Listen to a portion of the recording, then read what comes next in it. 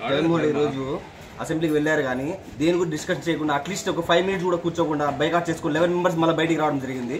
అలా రావడం వల్ల ప్రజల సమస్య తీరుతాయా? ప్రజలకు మీరు ఏమైనా తెచ్చుకొని పోగలరా? వై నాట్ వైట్ 75 అన్నారు కానీ మీరు అట్లీస్ట్ 11కి ఆగిపోయినారంటే ఒక క్రికెట్ టీం ఆగిపోయాల్సి వచ్చింది. మీ లైఫ్ అంతా అదే ఉంటుంది. అట్లీస్ట్ మీరు నెక్స్ట్ కాన్స్టిట్యూన్సీ మీ ఎమ్మెల్యే కూడా గెలిచే అవకాశం ఉండాలి. మీకు ఉండాలంటే ప్రజలకు వెళ్ళిన తర్వాత చూసి వాళ్ళ బాగోలు చూసిన తర్వాత వాటి గురించి డిస్కషన్ చేసి మాట్లాడి ప్రజల సమస్య తీర్చుకుంటే మీరు నెక్స్ట్ ముందుకు వచ్చే ఛాన్స్ ఉంటుంది. అంతే కానీ లేకుంటే మీరు అసలు జీరోకి వచ్చేస్తారు. ఇంకా వస్తారు పులిందలకు వస్తారు, పులిందలు కూడా అభివృద్ధి లేదు. ఇడుపులా రావడము, ఇడుపులా దర్శనం చేసుకోవడం, అందరూ పోవడము, నాయకులు పోవడము, ఆ దండ పెట్టుకుని టెంగా కొట్టడం తప్ప మీ ఇడుపులపాయ దగ్గర నుంచి పులిందలో కూడా ఏ కాన్స్టిట్యూన్సీ ఎక్కడ కూడా మీ అభివృద్ధి అనేది ఎక్కడ 0% అయిపోయింది. మీకు వై నాట్ వైట్ 75 అన్నారు, వై నాట్ వైట్ 11కి ఎందుకు ఉన్నారు మీరు? అంటే మీరు ప్రజలతో సరిగ్గా వర్క్ చేయలేదని తెలిసినట్లే కదా, అందుకు మీరు ప్రజలు బుద్ధి చెప్పినారు.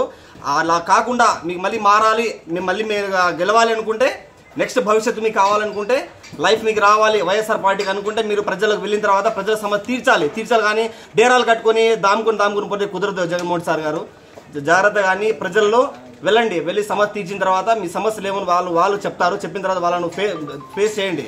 ఫేస్ చేసిన తర్వాత మీకు కూడా లైఫ్ ఉంటుంది, బాగుంటుంది. మీరు రావడం పోవడం, అసెంబ్లీకి వెళ్తామన్నారు, జస్ట్ ఎందుకు వెళ్ళారు? 60 రోజుల తర్వాత బైకాట్ వెళ్ళకుంటే మీకు అసెంబ్లీకి రాని వెళ్ళారు అంతవరకు. కానీ మీరు మాట్లాడాలని ప్రజల సమస్య తీర్చాలని కాదు కదా.